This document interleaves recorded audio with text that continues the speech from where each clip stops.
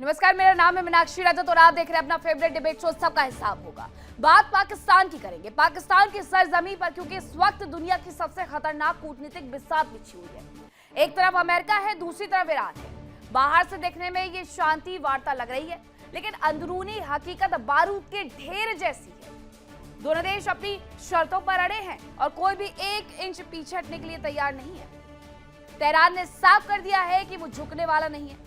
Iran की तरफ से सीधी चेतावनी आई है कि अगर ये वार्ता किसी साजिश का हिस्सा निकली या फेल हुई तो इसका खामियाजा पाकिस्तान को भुगतना होगा। अब आपको इस शांति वार्ता के 10 बड़े अपडेट बताती हूँ।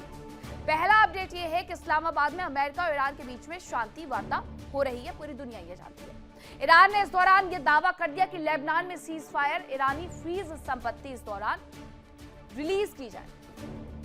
लेबनान में सीज फायर और ईरानी फ्रीज संपत्तियों को रिलीज किया जाए, ये दूसरा पॉइंट लाइए।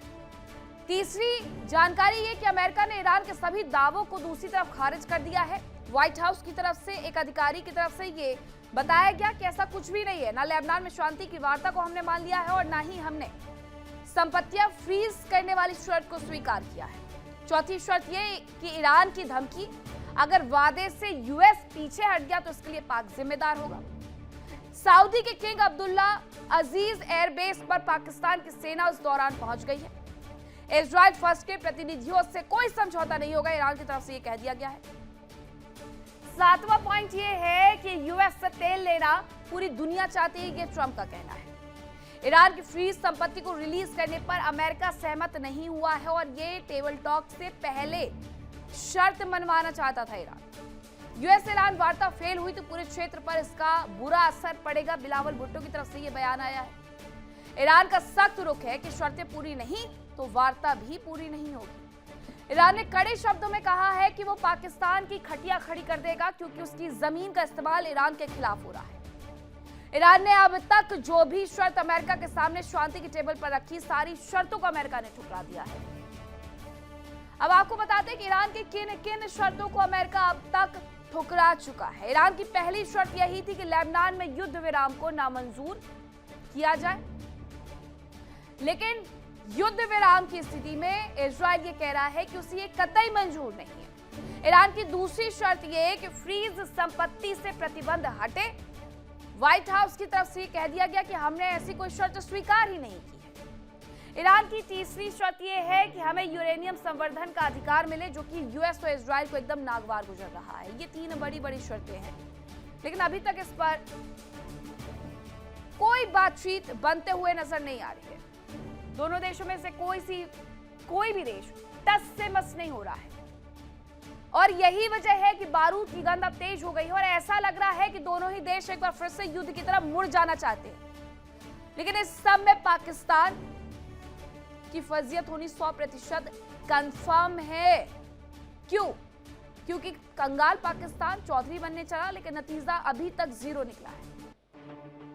ईरान ने अमेरिका से फ्रीज संपत्ति रिलीज करने की बात कही, लेकिन अमेरिका राजी नहीं हुआ है। अब आपको बताते हैं कि ईरान से कहां कितनी संपत्तियां फ्रीज की गई है। सबसे पहले हम आपको बताते हैं, अमेरिका में ही ईरान की 2 बिलियन कॉस्ट की संपत्तियां फ्रीज है। चीन में ये 20 मिलियन की फ्रीज है। जापान में 3 बिलियन की, ब्रिटेन और नीदरलैंड में $2.3 बिलियन की संपत्तियां ईरान की फ्रीज की गई है।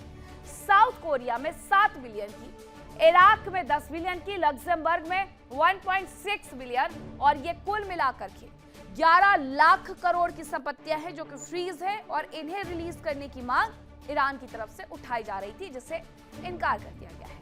आशंका गहरी है कि ये वार्ता सिर्फ कहीं ना कहीं एक छलावा साबित ना हो जाए।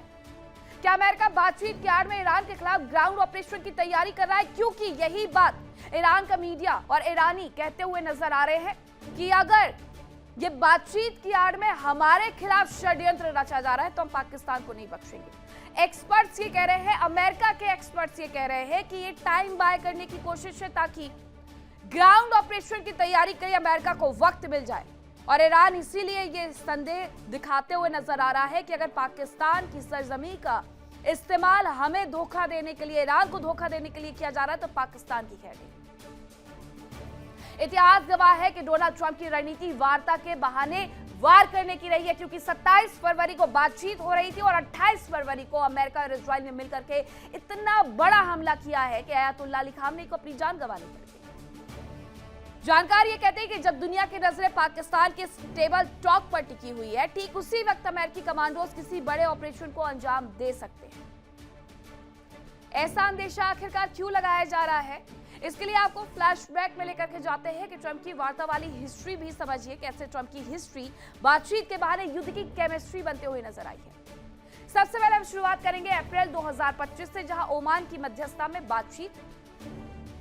अमेरिका ने इस दौरान भी ईरान पर हमला कर दिया जून में, आपको याद होगा 12 दिन का वो युद्ध। फरवरी 2026 में क्या हुआ, जिनेवा में यूएस और ईरान में वार्ता।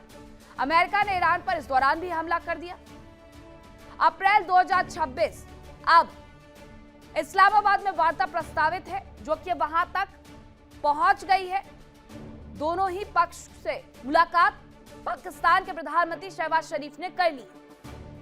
इसके बाद यह सवाल खड़ा हो रहा है कि अमेरिका ईरान पर क्या हमला कर देगा, क्योंकि ये बैकग्राउंड ऐसा है, ये बैकग्राउंड अमेरिका के द्वारा तैयार किया गया है कि अप्रैल 2025 में बात, जून 2025 में हमला, फरवरी 2026 में बात, फरवरी 2026 में हमला।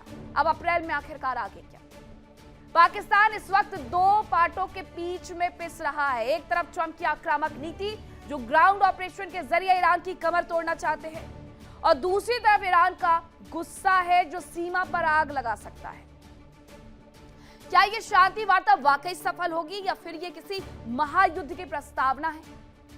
फिलहाल इस्लामाबाद से लेकर के वॉशिंगटन और तेहरान तक धड़कनें तेज है कि अगर ट्रंप ने अपनी पुरानी फितरत दोहरा दी तो दक्षिण एशिया का नक्शा और शांति दोनों हमेशा के लिए बदल सकते हैं। आज इसी मुद्दे पर डिबेट के लिए हमारे साथ खास पैनल जुड़ा है, उनसे रूबरू करवाऊंगी, लेकिन उसके पहले एक रिपोर्ट दिखाती हूं।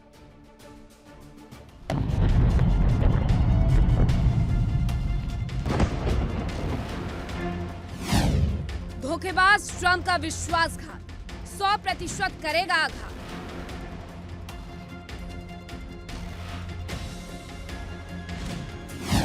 वार्ता नाकाम, पाक की खटिया खड़ी करेगा ईरान।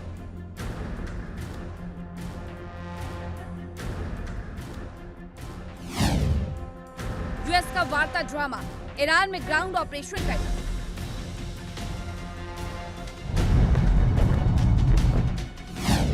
ईरान के शेर ट्रंप के सैनिकों को करेंगे ढेर।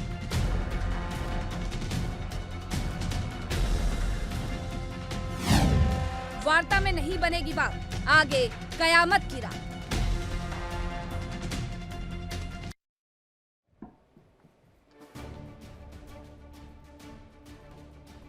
चर्चा की शुरुआत करें उसके पहले एक बड़ा सवाल यह है कि क्या शांति वार्ता के बहाने ईरान में ग्राउंड ऑपरेशन की तैयारी में ट्रंप लगे हुए हैं?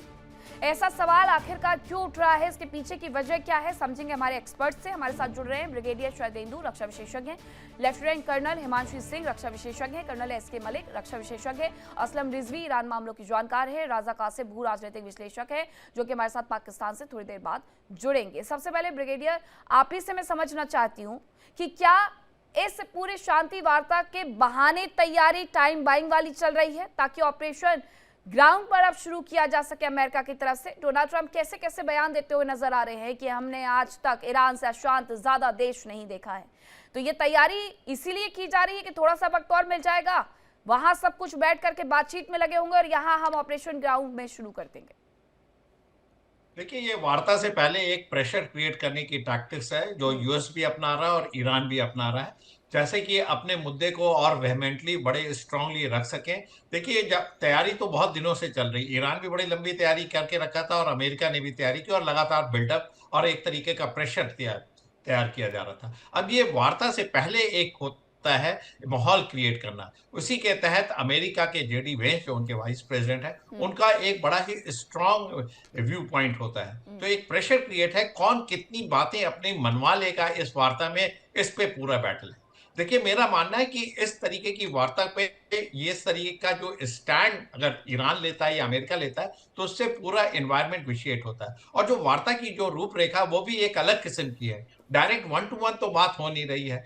ईरान का डेलीगेशन पहले शहबाज शरीफ से मिलेगा, अपनी बात रखेगा, फिर वही शहबाज शरीफ अमेरिका से मिलेंगे, बात करेंगे, फिर कोई पॉइंट एग्रीमेंट होगा तो उस पे दोनों आमने सामने आ सकते हैं अगर सारा कुछ ठीक रहा। और ये जो मीडिएशन कर रहा है वो एक ऐसा वीक नेशन कर रहा है जो कि पूरी तरीके से अमेरिका का कठपुतली है। जो अमेरिका बोलेगा वो मैसेंजर का काम करेंगे, लेकिन वो इस स्थिति में नहीं है कि कुछ ईरान को बात मनवा लें या कुछ अमेरिका को बात उनकी छुड़वा लें। और इसी वजह से इस तरीके के बयानात आ रहे हैं जिससे कि लोग का एक एनवायरनमेंट क्रिएट हो। देखिए, सबसे पहले तो हमें ये समझना पड़ेगा ये बिगनिंग ऑफ टॉक है, इसको एंड रिजल्ट की तरफ मत ले जाइए। अगर इसमें कुछ सक्सेस मिलता है तो इसके बाद सब्सिक्वेंट वार्ताएं होंगी जिसमें बाकी मुद्दे आयरन आउट किए जाएंगे। सबसे बड़ा मुद्दा आज की डेट में स्ट्रेट ऑफ हॉर्मुज को खुलवाने का है। दूसरा सबसे बड़ा मुद्दा है जो लेबनान में ऑपरेशन इजराइल कर रहा है उस पर कैसे लगाम लगाई जाए। अगर अमेरिका प्रेशराइज करके इजराइल को ये सीज फायर कराता है लेबनान में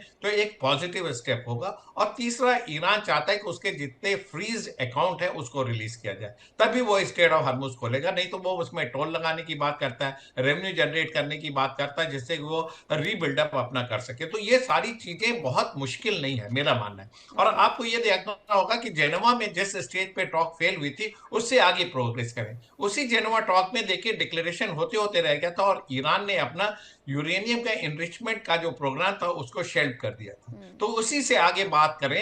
एक तरीके का जो देखिए डेलीगेशन के जो लीड कर रहे हैं आज की डेट में कालीबाफ, जो एक स्पीकर है ईरान असेंबली के, लेकिन उसके एक अल्टरनेटिव पावर डोनाल्ड ट्रंप ने माना था। बोला था जब सत्ता चेंज होगी तो इनको हेड ऑफ स्टेट बनाने की बात चल रही थी, वो इस वार्ता को हेड कर रहे हैं। अब्बास अराक्ची भी हैं, लेकिन पेजेस्कियां जो उनके प्रेसिडेंट हैं उन्होंने अपने आप को बड़ा मॉडरेट लीडर हमेशा से वो रहे हैं, डायलॉग डिप्लोमेसी को महत्व देते हैं।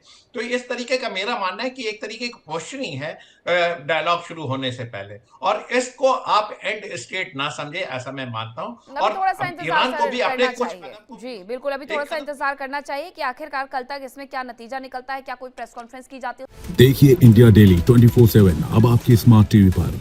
इंडिया डेली मौजूद है सभी डिजिटल प्लेटफॉर्म पर लाइव और लगातार। इंडिया डेली 24/7 हर दिन राष्ट्र को समर्पित।